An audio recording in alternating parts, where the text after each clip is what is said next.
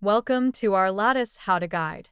In this video demonstration, we will walk you through the steps to create a fused data product with Lattice Convo. Starting in Pinboard, select Convo in the navigation bar. On the left in Available Data Products, you can search for what data products are available. Click on Fuse Data Products. Once displayed, you select to fuse the data products. On the Create Fused Data Product pop-up, firstly name your data product and add a description. Now create ownership and access details. Name, access, add the department and the team based on the user. Then add tags for searchability.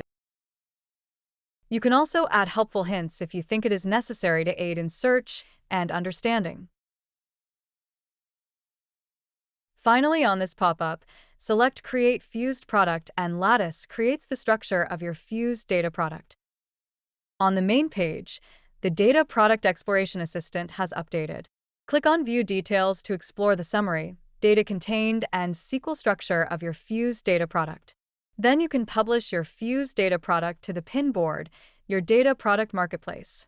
On the main page, you'll notice that the fused data product is published and the Data Product Exploration Assistant is updated.